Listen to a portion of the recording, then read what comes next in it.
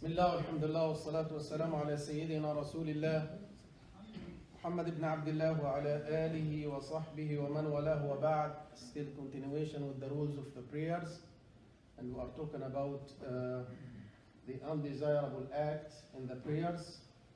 Tonight inshallah we'll talk about praying while you are struggling with your urine, and if you have like upset stomach and you have wind, you are trying to control, or stool trying to control.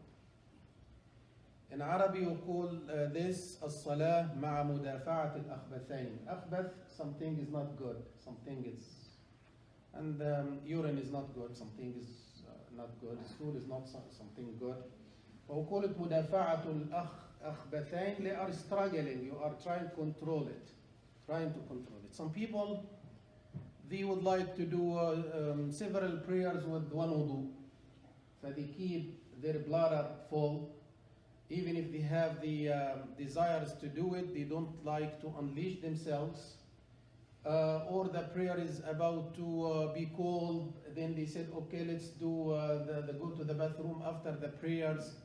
For any reason, especially in the winter, they don't want to go and make a several wudu. What is the Islamic ruling about this? First of all, we say in Arabic also terms, the one who is struggling with his urine, we call him haqin. Haqin is, and we got word hukna, injection.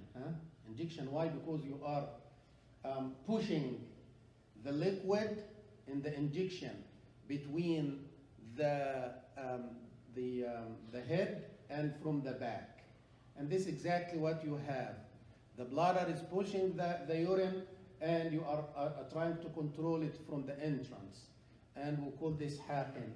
The one who's trying to control wind or controlling wind or struggling with wind or stool, we call him haqib. فwe have حاقن, يصلي وهو حاقن, يصلي وهو حاقب. What is the Islamic rulings about both of them? It's undesirable according to the four schools of practice. According to the four schools of practice, Sada, Al-Ahnaf, Al-Malikiyya, Al-Shafi'iyya, Al-Hanabila, all of them, they say it's undesirable, makruh, to pray while you are struggling with your urine or struggling to control your stool or wind. And we have hadith in Muslim, it's a very clear-cut hadith, and evidence of this, that النبي عليه الصلاة والسلام said لا صلاة بحضرة الطعام ولا هو يدافع الأخبثين. There is no perfect salah. There is no, la salah means it's not obligated, it's not invalid, but still there is no perfect salah. This is the right interpretation. La salata means there is no perfect reward for the one who's praying, struggling against these two things, haqin or haqib, and also if you are hungry. You are hungry and the food is there. You are hungry and there is no food, pray to keep yourself busy. But if there is food around and you can smell it, then focus on food before you come to the prayer. And we'll talk about it inshallah next week in details. However, this is agreed upon between all of the scholars. It's not invalid. It's still valid, but the reward is not perfect. We have this haqin, or the al-haqn fi salah means. Scholar, they said the hadith, Hanafi and the other scholars, they have some details in this. Some of them, they said haqin if before you start the prayer. But if something came after you are in the prayer, you said Allahu Akbar, and after that you felt you would like to go to the bathroom, then finish your prayer. Try to make it faster and shorter and finish your prayer. However, in Hanafi madhab, they said the hadith did not make a distinction between the beginning, if you are in this state before the prayer, or you became in this state after making takbir. Regardless, when you feel this, This means you need to break your prayer. You break your prayer and go and redo your wudu. Then if he is in this state, according to Hanafi also, if he in this state and because of it he couldn't concentrate in the prayer. You are struggling and you cannot concentrate in the prayer like you would like to get rid of the prayer. The Ahnaf, they said in this case is not undesirable, it's haram to continue the prayer,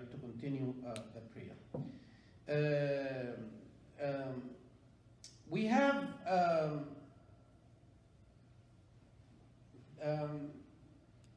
if we talk this mazhab, then it's undesirable to do your to continue your prayer even if you became in this state in the prayer. What should you do? What should you do? According to Hanafi, you need to go out, leave your prayer, go to the bathroom, and renew your wudu. But this will lead us to another point. It will lead us to another point. If I did need to renew my wudu while I am in the prayers, sometimes the imam himself feels that he would like to go to the bathroom. He grabs someone to continue the prayer and he leaves. Then, or you are yourself, you are in need, severe need to go to the bathroom because you are struggling with your urine or the other stuff we talked about. The vast majority of scholars, they said this is the end of the prayer. Once you leave and you unleash your urine or your when you do the bathroom, then your wudu is invalid. And if your wudu is invalid, this means your entire prayer, what you did before, is not complete. Then when you come back, you have to start over. Start over. If you were part of the jama'ah, then you catch up with what is left. Then you stand up and finish your prayer. If you are praying by yourself, then you do whatever prayers that you are doing, you do it in full. We call it isti'naf as-salah. You start over. And these are the Maliki and Shafi'i and one riwayah in Hanbali. And from the Sahaba, the Sahabi Al-Musawwir ibn Makhrumah. And they are using hadith reported by Imam Abu Dawood from Ali ibn Talib that the Nabi alayhi salatu wasalam said, if anyone released a wind in the prayer, he should go and make a new wudu and start over in his prayers. But this hadith there is a confusion between scholars. This hadith acceptable or is not acceptable? And most likely this hadith is not acceptable. What we have in Hanafi, we have in Hanafi a principle that if you did something, what you did should not be obligated. If you do a prayer of 4 raka'at and you did 2, we cannot just cancel 2 raka'at. You go out and renew your wudu with one condition, not to talk to anyone. Go to the bathroom and renew your wudu and come back and finish the rest of the raka'at. The rest of the raka'at. What is our evidence in this? And this, by the way, this the madhab of the Sahaba. Yani we said Maliki, Shafi'i, Hanbali in the other side, but this is the madhab of Sayyidina Umar ibn Khattab, Ali ibn Abi Talib, Sayyidina Abdullah ibn Abbas, Sayyidina Abdullah ibn Umar, Sayyidina Salman al-Farisi. And from the Tabi'een, Sa'id ibn al-Musayyab, Sulaiman ibn Yasar, ibn Abi Layla, al-Awza'i. Many of the scholars, including Imam Abu Hanifa, radiyallahu anhu wa arda. They said, Allah subhanahu wa ta'ala said, Ya ayyuha alladhina amanu ati'u Allah wa ati'u al-Rasul wa la tubtilu a'malakum. This, what the 2 rak'at I did in Dhuhr, the first 2 rak'at, I should not abrogate. Because what I'm going through is something overwhelming. It's not based on my choice. It's overwhelming. All of this, they suggested that you go and renew your wudu and come back and continue your prayers. Whatever is left, you do it. And they use hadith reported by Sayyidah Aisha radiallahu anha wa ardaha. She said, "Man asabahu qay," the one who threw up, means he was enforced, not he did it by himself, but he was enforced, threw up. Aw ru'af, he was bleeding, got bleeding from his nose. Aw qals, acid reflex came out of the mouth. Aw mad, it's one type of the ejaculation. فلينصرف فليتوضأ, he makes wudu, ثم ليبني على صلاته, then he continue his prayer. Continue his prayer. Did not say start over, but he continue his prayer, but with one condition. وهو في ذلك لا يتكلم. He should not speak to anyone. Should not speak to anyone. And also we have one evidence, because this is also our choice, as a preference, we choose the Hanafi mazhab here. Also have another evidence that these scholars agreed that if you did this while you are making tawaf around the Kaaba, and one of the requirements of making tawaf to have a wudu, to have a tahara, to have a wudu from the major janaba and from the minor janaba. For any reason you broke your wudu while you are making tawaf, you count how many rounds you did, go back and do your wudu and come back and continue. You don't start over. But we see, and these in the other mazahib also, those who they are strict in the prayers, but they are not strict in the tawaf. We see what's the difference? Nabi alayhi salatu wasalam said tawaf is a prayer, but you are allowed to talk. The difference that you are allowed to speak, to make dua loud, or to say to talk to someone next to you. But the Nabi alayhi salatu wasalam called this what? الطواف صلاة إلا أنه أجيز فيه الكلام أو جاز فيه الكلام. It's a salah, it's a prayer. Nabi alayhi salatu wasalam consider it salah. He said you don't need to start over, because if this is the case, imagine that someone is diabetic. He will come and do 2 tawaf and he needs to go to the bathroom, start over. He goes to the bathroom and 2 rounds and start over. He will not do the tawaf at all. But he said, no, go back, make wudu, and come back. You did 2, then you continue. Build on this. Build on this. In this case, our choice is the Hanafi mazhab. If you are struggling with urine, struggling against any kind of things, and then you go and renew your wudu, and come back and build on what you did. If you did 2 rak'at or 1 rak'ah, you continue your prayer, you don't start over. And we have several evidence to support this. Final point, which is, it's a reasoning that we can make qiyas on this for any overwhelming thing in the prayer. Overwhelming thing in the prayer. Even if it's not mentioned in the hadith. Someone is coughing severely. Coughing severely. Then you need to go out and finish this. Especially now with the, if anyone is coughing, people will kill him. Go out until you finish. Yani, before, now it's mild, but before COVID in Ramadan, you see people are very ill and sick in the prayer and keep coughing, disturbing everyone, and they are enjoying themselves. No, this is not good. Go out and finish coughing outside, enjoy yourself, and come back and continue your prayer. Because this also something overwhelming. You didn't do it for yourself.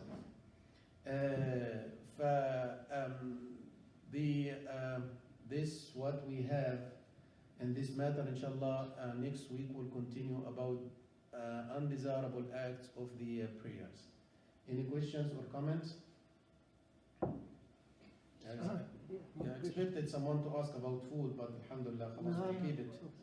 One question. Why did the blood from your nose or the reflex that will Yes, this is also, there is a dispute between scholars.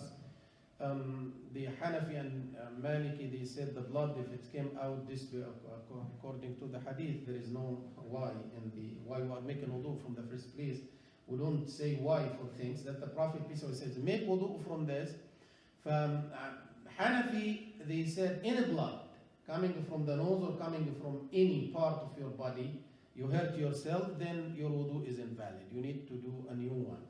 And Maliki, they said the only blood coming from the nose, because this is the ru'af, this is the hadith. If it's coming from any other part, will not break your wudu.